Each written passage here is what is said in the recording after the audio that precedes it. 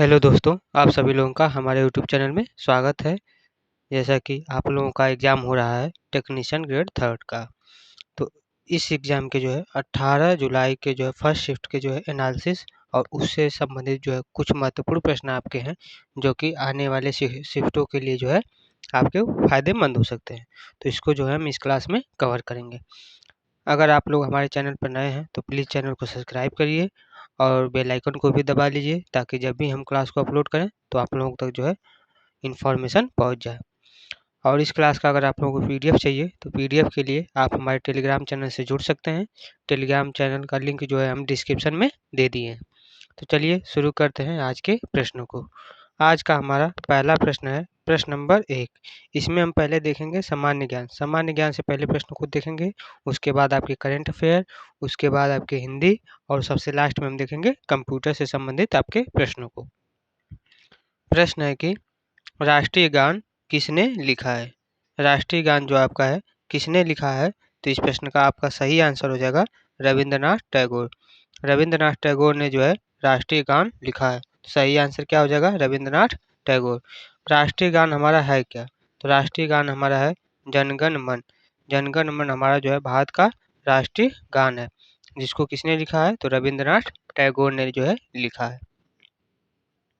अगले प्रश्न की तरफ बढ़ते हैं। अगला प्रश्न आपका है प्रश्न नंबर 2।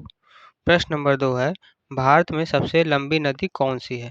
भारत में जो है सबसे लंबी नदी कौन सी है? तो इसका आंसर हो जाएगा गंगा।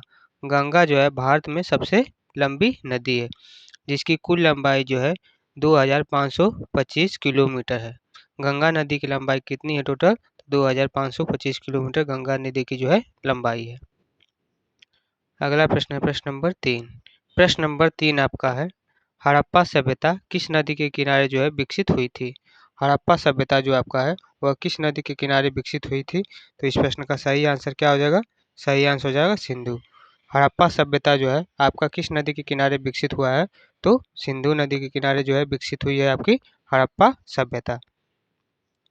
हड़प्पा सभ्यता जो है सिंधु नदी के किनारे जो है विकसित हुआ है। अगला प्रश्न हम देखते हैं प्रश्न नंबर 4। प्रश्न नंबर 4 आपका है भारत का पहला उपग्रह कौन था? भारत का जो है पहला उपग्रह जो है आपका कौन था? तो इसका सही आंसर हो जाएगा आर्यभट्ट। आर्यभट्ट जो है भारत के पहले उपग्रह का नाम जो है क्या रखा गया था? तो आर्यभट्ट रखा गया था।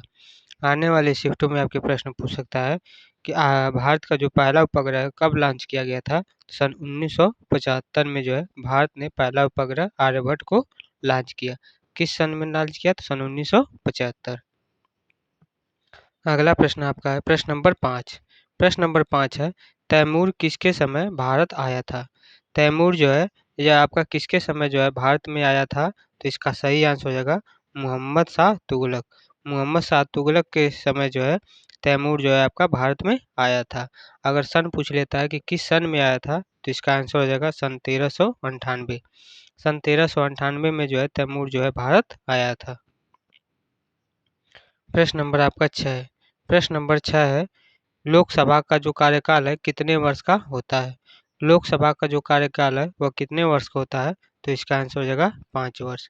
लोकसभा का कार्यकाल कितने वर्ष का होता है? तो 5 वर्ष का होता है। अगला प्रश्न आपका है प्रश्न नंबर 7। प्रश्न नंबर 7 है ब्लू रिवॉल्यूशन ब्लू रिवॉल्यूशन किससे संबंधित है? ब्लू रिवॉल्यूशन जो है आपका किससे संबंधित है? तो इसका आंसर हो जाएगा मत्स्य पालन। मत्स्य पालन से आपका क्या संबंध है? Blue revolution. अगला प्रश्न है प्रश्न नंबर 8। प्रश्न नंबर 8 आपका है पंचायती राज व्यवस्था का जो प्रावधान है संविधान के किस संशोधन में है? पंचायती राज व्यवस्था का जो प्रावधान दिया गया है किस संविधान संशोधन में जो है? तो इसका सही आंसर हो जाएगा 73वां संविधान संशोधन। पंचायती राज व्यवस्था का जो संविधान प्रावधान है वह किस संविधान संशोधन के अंतर्गत दिया गया है? तो 73वां संविधान संशोधन के तहत दिया गया है। अगला प्रश्न है प्रश्न नंबर 9। प्रश्न नंबर 9 है कौन सा राज्य सबसे बड़ा क्षेत्रफल में है? वह कौन सा राज्य है जो कि क्षेत्रफल में सबसे अधिक है? तो इसका सही आंसर क्या हो जाएगा? राजस्थान। राजस्थान राज्य जो है आपका क्षेत्रफल में सबसे बड़ा है। अगला प्रश्न है प्रश्न नंबर 10। प्रश्न नंबर 10 आपका है अंत्योदय योजना का जो है उद्देश्य किसे लाभ पहुंचाना है। अंत्योदय योजना योजना का जो उद्देश्य है वह किसको लाभ पहुंचाना है, तो इसका सही आंसर हो जाएगा सबसे गरीब व्यक्ति को। अंत्योदय योजना को जो लाभ है वह किसे सबसे ज़्यादा लाभ पहुंचाना है, सबसे गरीब व्यक्ति को जो है लाभ पहुंचाना है। अब हम देखेंगे कंप्यूटर पे जो है आधारित आपके जो भी महत्वपूर्ण प्रश्न होंगे उसको हम कवर करेंगे, जिसमें आपका अगला प्रश्न हो जाएगा प्रश्न नंबर 11। प्रश्न नंबर 11 है हाल ही में कौन जो है भारत का नया मुख्य चुनाव आयुक्त नियुक्त किया गया है। भारत का जो है नया मुख्य चुनाव आयुक्त जो है किसको नियुक्त किया गया है, तो इसका आंसर हो जाएगा राजीव कुमार।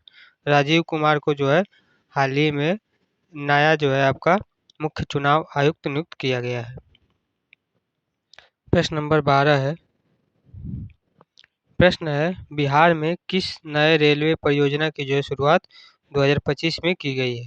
बिहार में किस नए रेलवे परियोजना की जो शुरुआत है 2025 में की गई है, तो इसका आंसर हो जाएगा दरभंगा से समस्तीपुर डबल लाइन प्रोजेक्ट की शुरुआत।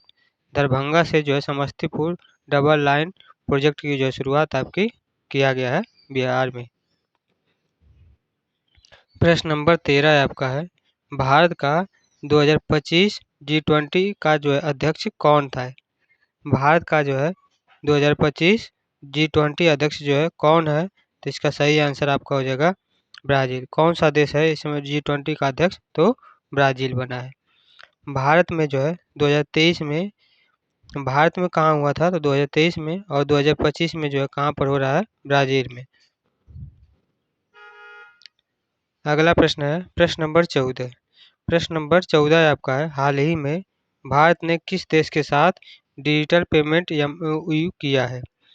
हाल ही में जो है भारत ने किस देश के साथ डिजिटल पेमेंट MOU किया है, तो इस प्रश्न का सही आंसर आपका हो जाएगा फ्रांस ने। किस देश ने किया है, तो फ्रांस ने। अगला प्रश्न है प्रश्न नंबर 15। प्रश्न नंबर 15 आपका है इसरो का 2025 का जो है नया मिशन क्या है। इसरो का जो है 2025 का जो है नया मिशन क्या है, तो इसका आंसर हो जाएगा गगनयान मानव मिशन। गगनयान मानव मिशन जो है इसरो का जो है 2025 का जो है नया मिशन है।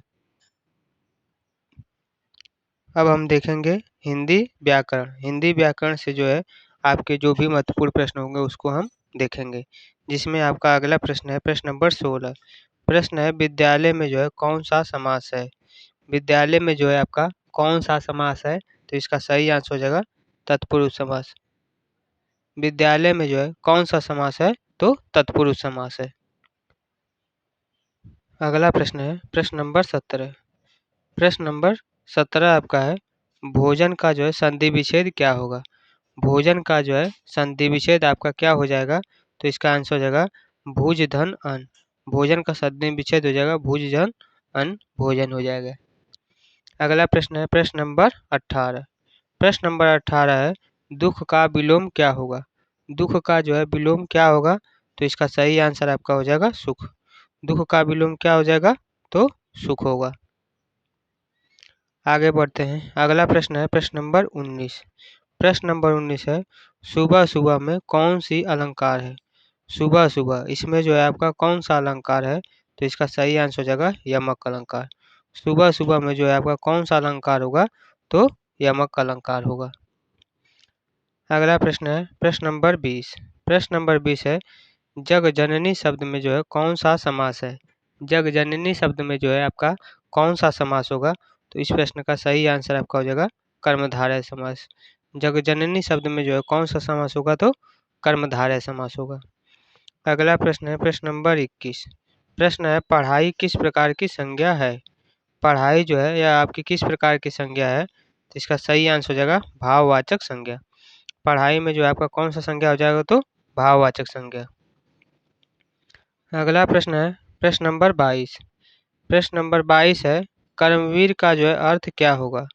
कर्मवीर का जो है अर्थ क्या होगा, तो इसका सही आंसर हो जाएगा जो निरंतर कर्म करता हो। जो निरंतर कर्म करता हो उसको क्या कहते हैं, उसको कर्मवीर कहा जाता है। अगला प्रश्न है प्रश्न नंबर 23। प्रश्न है राजधानी शब्द में उपसर्ग क्या है। राजधानी शब्द में जो है आपका क्या उपसर्ग होगा, तो इसका सही आंसर हो जाएगा रज। रज जो है आपका उपसर्ग होगा। अगला प्रश्न है प्रश्न नंबर 24। प्रश्न नंबर 24 आपका है विपरीत शब्द का जो है पर्यायवाची क्या होगा। विपरीत शब्द का जो है पर्यायवाची क्या होगा, तो इसका आंसर हो जाएगा प्रतिकूल। विपरीत का पर्यायवाची क्या होगा, तो प्रतिकूल हो जाएगा। प्रश्न नंबर 25 है परिश्रम शब्द में प्रयुक्त प्रत्यय क्या होगा। परिश्रम शब्द में जो है आपका प्रत्यय क्या होगा, तो इसका आंसर हो जाएगा श्रम धन परि। श्रम धन परि से आपका क्या हो जाएगा, परिश्रम हो जाएगा। आगे बढ़ते हैं। अगला प्रश्न आपका है कंप्यूटर ज्ञान। कंप्यूटर ज्ञान से संबंधित आपके जो है महत्वपूर्ण प्रश्नों को देखेंगे, जिसमें आपका अगला प्रश्न प्रश्न नंबर 26। प्रश्न है कंप्यूटर का मस्तिष्क किसे कहा जाता है। कंप्यूटर का जो मस्तिष्क है किसको कहा जाता है, तो इसका आंसर है सीपीयू। कंप्यूटर का मस्तिष्क किसको कहा जाता है, तो सीपीयू को कहा जाता है। प्रश्न नंबर 27। प्रश्न नंबर 27 है माउस किस प्रकार का उपकरण है। माउस जो है यह आपका किस प्रकार का उपकरण है, तो इसका आंसर हो जाएगा इनपुट डिवाइस। माउस जो है यह आपका एक प्रकार का जो है इनपुट डिवाइस है। अगला प्रश्न है प्रश्न नंबर 28। प्रश्न नंबर 28 है एमएस एक्सेल में फार्मूला किस चिन्ह से शुरू होता है। एमएस एक्सेल में जो फार्मूला है वह आपका किस चिन्ह से शुरू होता है, तो इसका आंसर हो जाएगा इक्वल के चिन्ह से शुरू होता है। अगला प्रश्न है प्रश्न नंबर 29। प्रश्न नंबर 29 आपका है रैम किस प्रकार की मेमोरी है।